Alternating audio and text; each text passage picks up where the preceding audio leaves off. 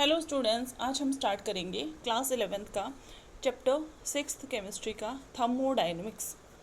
तो थर्मोडायनेमिक्स क्या है? थर्मो का मतलब क्या होता है? हीट, और डायनेमिक्स का मतलब कैसे मूव करती है, हीट कैसे मूव करती है, वो सब कहाँ पढ़ेंगे हम? इस चैप्टर में पढ़ेंगे। ठीक है, तो क्या है चैप्टर में? लाइन बाय लाइन हम पढ़ेंगे। Chemical energy stored by molecules can be release as heat during chemical reaction when a fuel like methane, cooking gas और coal burns in air। जो किसी भी मॉलिक्यूल में केमिकल एनर्जी स्टोर्ड है वो किस में कन्वर्ट हो सकती है? हीट एनर्जी में कन्वर्ट हो सकती है। ठीक है, जब भी किसी फ्यूल को हम बर्न करते हैं, फ्यूल के एग्जांपल जैसे मीथेन को बर्न करते हैं, कुकिंग गैस और कोल को बर्न करते हैं, तो हीट एनर्जी क्या होती है? रिलीज होती है।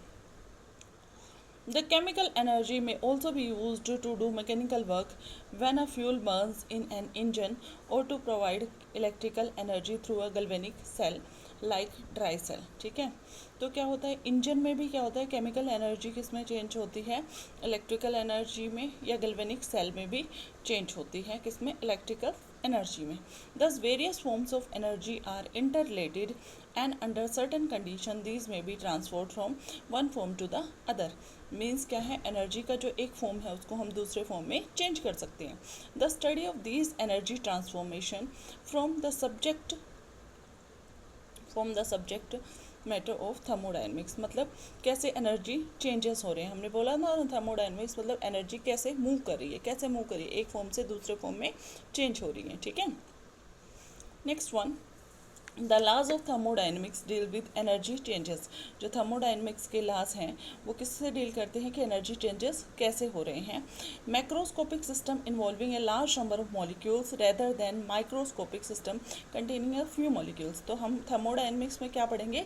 मैक्रोस्कोपिक सिस्टम को पढ़ेंगे। मैक्रो मतलब लार्ज मॉलिक्यूल्स और माइक्रो मतलब स्मॉल मॉलिक्यूल्स। माइक्रो को नहीं रीड करेंगे थर्मोडायनेमिक्स में। ठीक है, but is thermodynamics is not concerned how and at what rate the energy transformation are carried out।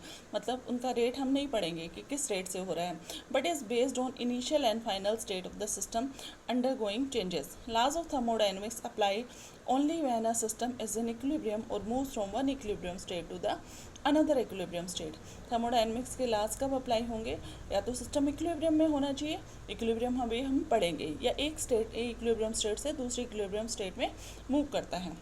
Macroscopic properties like pressure and temperature do not change with time for system in equilibrium state। In this unit, we would like to answer some of the important questions through thermodynamics like कौन कौन से question का हम answer करेंगे? How do we determine the energy changes involve in chemical reaction और process, will it occur और not. मतलब कौन कौन से एनर्जी चेंजेस इन्वॉल्व हैं किसी भी केमिकल रिएक्शन में। What drives the chemical reaction और प्रोसेस, किसकी वजह से कोई केमिकल रिएक्शन हो रही है।